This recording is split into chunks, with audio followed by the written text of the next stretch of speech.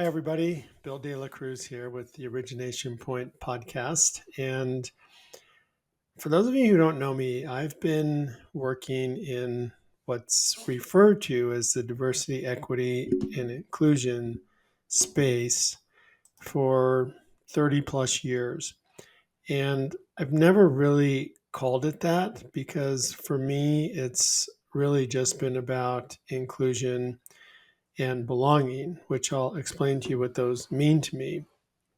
And I'm reading a lot these days about people's opinions and what is happening in the diversity, equity, and inclusion space from a political perspective and from a legislative perspective. And I'm reading an opinion piece by Joel Kotkin, and it's entitled DEI is Dead. The establishment media just doesn't want you to know it.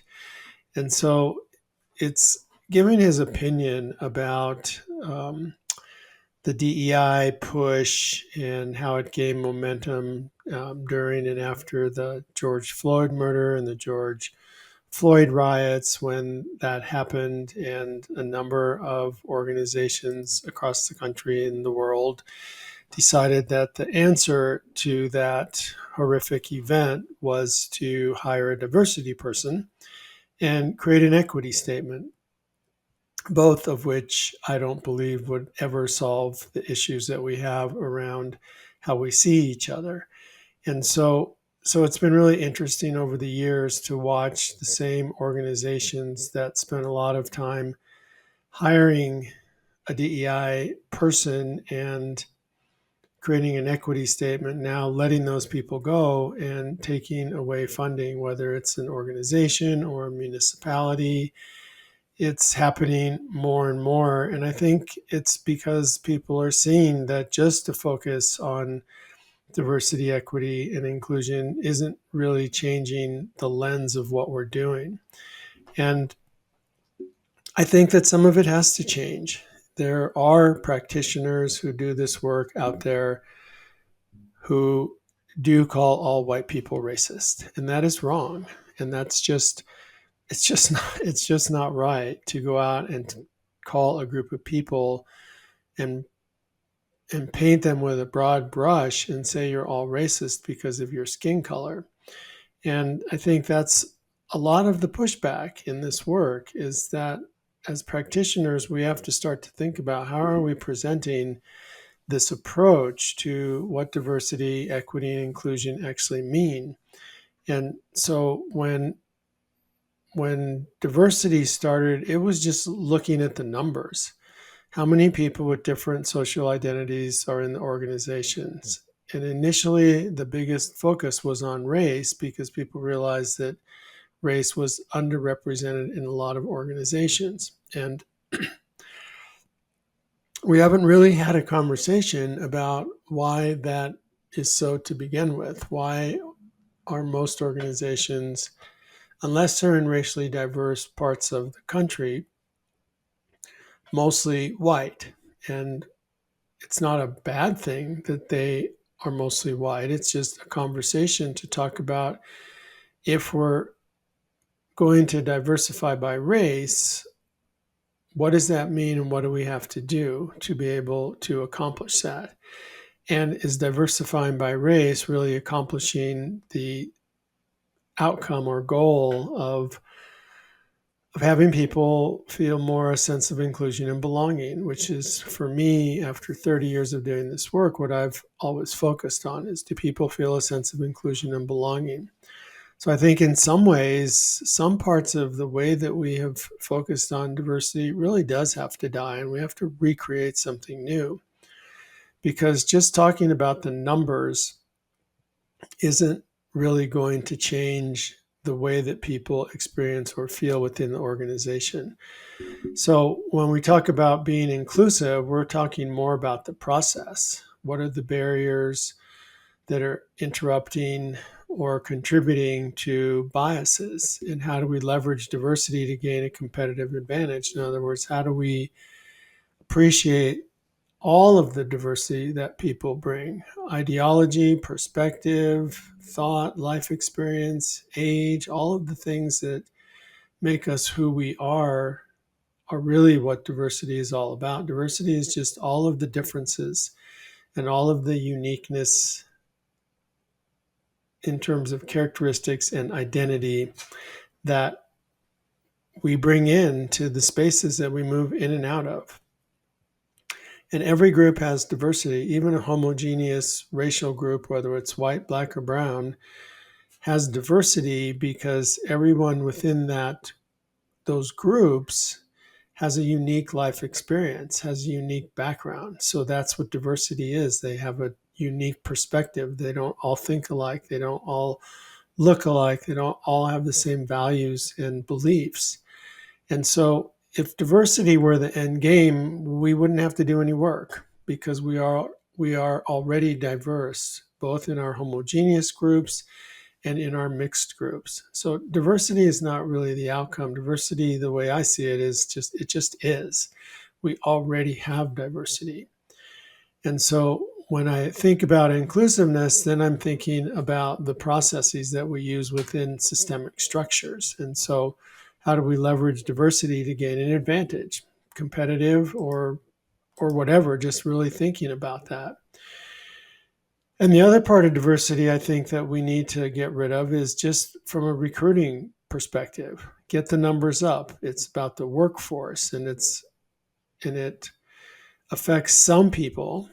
And again, we go back to counting people. How many of this group do we actually have versus what are the different perspectives, ideologies, competencies that this group of people are bringing in versus what do they look like? And again, when we talk about inclusiveness, we're talking about retention and advancement. We're talking about the workplace. We're talking about everybody, and we're talking about making people count. So we're moving from just talking about the workforce with diversity to talking about the workplace with inclusiveness. We're moving from talking about some people with diversity to everyone with inclusiveness. Everyone values by feeling a sense of value and that they are looked at as professionals in their role and that they were hired to do the work that they are skilled at doing and aren't going to be micromanaged.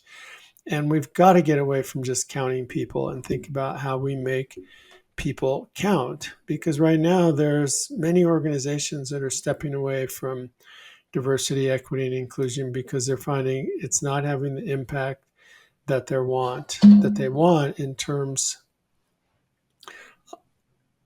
Many organizations are stepping away from diversity, equity, and inclusion because they're finding it's not having the impact that they thought it would in terms of creating more inclusive and belonging environments, or even shifting the dialogue about how we see identity. And so this whole idea of having more racial diversity is only one impact of diversity. There has to be other things connected to that. So when we add inclusiveness, then we start to think about how do we remain focused on increasing groups or people who aren't as well represented in our organization, which means we have to have a conversation about what do we mean by underrepresented.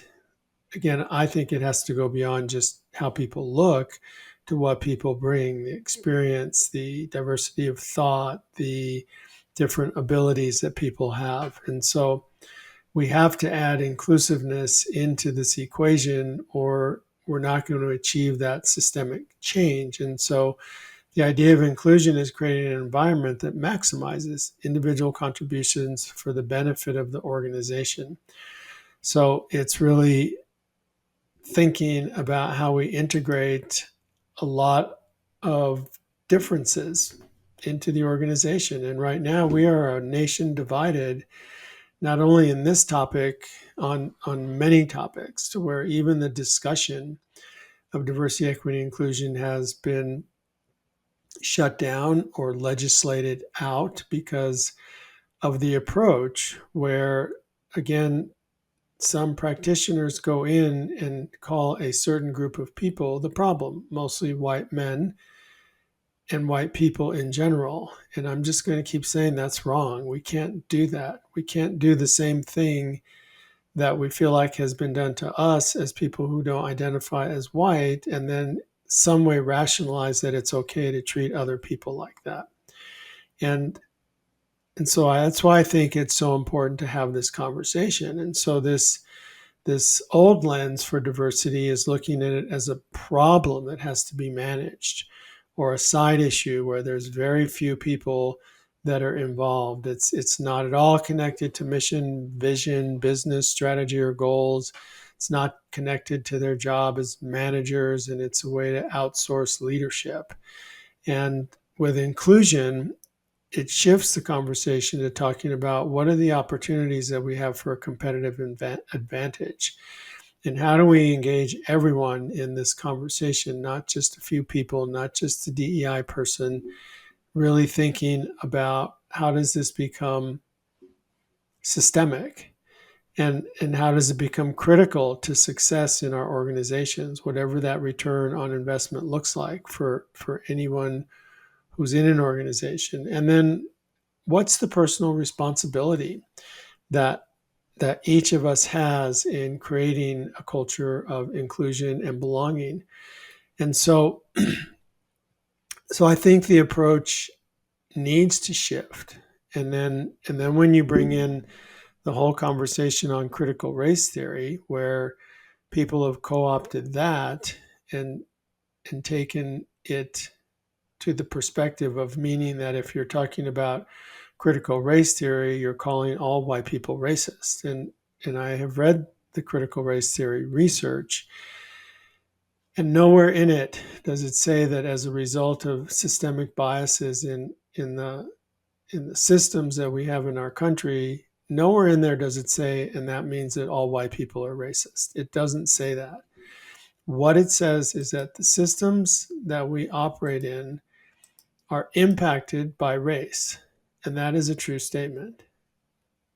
They're also impacted by age and gender and religion, and it goes back to the idea of thinking about most of the systems that we all operate in were created in the late 1800s, and they were created by mostly white men because those were the people who were there who created the systems. Women were not a part of that discussion. People who looked like me were not a part of that discussion. It was mostly white men, and they created these systems for their benefit. And that's all I think is really true that we can say, because when we go beyond that, when we talk about it from the perspective that some people will say, well, doesn't that mean that they're all racist? And I said, well, I don't know. I don't know if I could call them racist because I wasn't there. I didn't hear their conversations. I don't know what they talked about. I can say that they were biased, and the bias was their group, much like if people who looked like me or if women were a part of creating these systems, the justice system, the education system, the political system, the economic system.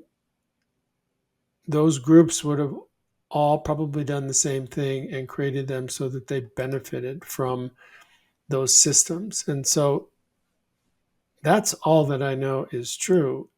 And biases are different than calling somebody an ism, because a bias is inherent in every single person on the planet. Every living, breathing human being on the planet has biases.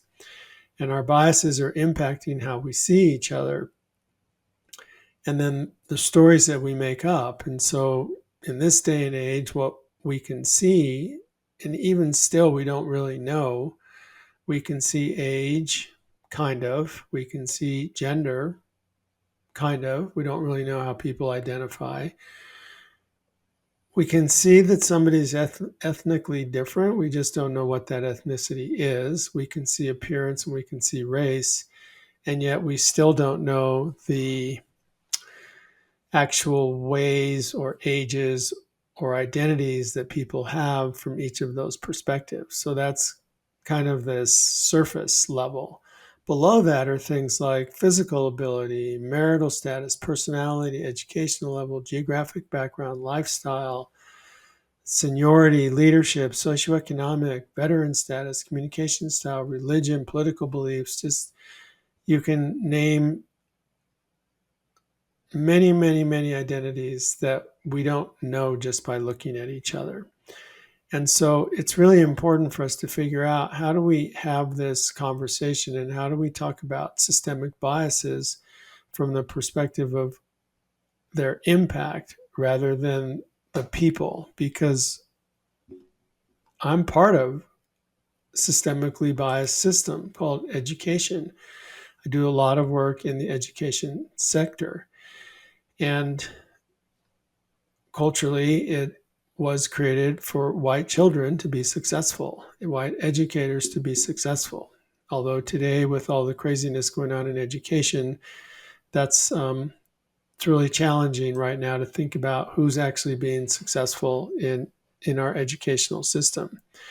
I do know that statistically, Black boys and brown boys are over-referred to discipline at 5 to 6 times the rate across this country for the same behavior as white boys, talking about those low-level, disrespectful, disruptive behaviors. And with little conversation about why are they acting that way? What is it about their own cultural upbringing and background that is creating that behavior?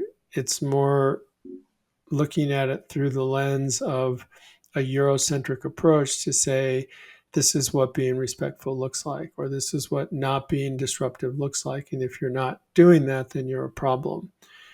So identity goes to everything that is a part of our humanity. And every single person has a different identity, even though we might have some similarities. And so the idea was really thinking about, how do we process the world through our own lens? And what blind spots do we have? And how do they create these unintentional mistakes in the workplace? And I want to share with you that this information that I'm sharing with you was created a number of years ago. I got to work with a lawyer. Her name was Kathleen Nolte, and that's when I worked for Denver Public Schools. And she created this presentation almost 10 years ago, talking about a lot of these ideas and talking about how we need to move beyond just talking about diversity. And it was so relevant then, and it's even more relevant today, because look where we are with this conversation. We can't even really talk about it without people taking sides and without people looking at it from the perspective of right and wrong. And the reality is, there isn't a right or wrong to this conversation.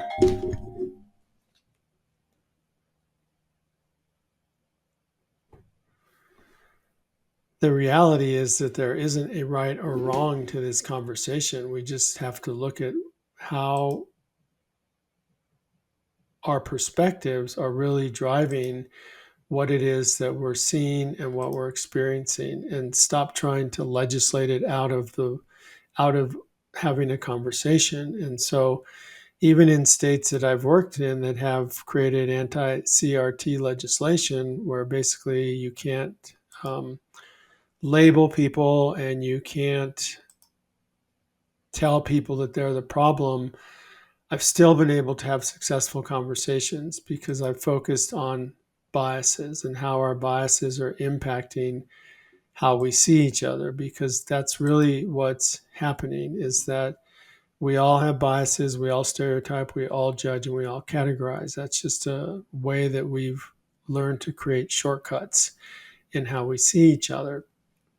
And so what we need to recognize is that those biases and stereotypes and judgments are at play all the time. And biases are created from a personal experience, and stereotypes are things that we all believe and have heard of, and yet don't necessarily have a basis in fact.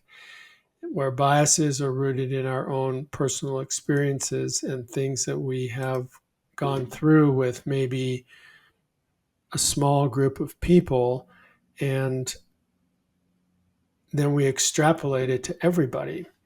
So I'm going to continue to have this conversation. I just wanted to start to introduce some concepts and get you to think about it and give us some feedback. Go to my website, delacruzleadershipsolutions.com, and respond, reach out, ask a question. Would love to start to have a new conversation. What I think we really need to do is have a mindset revolution, is to really start to think about what's the mindset that we're bringing into these conversations, and how do we work together in ways that enables us to see the authenticity of who each person is and work together to move through this crazy time that we're all living in, this divisiveness that we're working through. It's not going to go away if we don't stop being divided, if we don't stop wanting to be right or wanting to be wrong or wanting to blame the other group for having the same behavior that we have.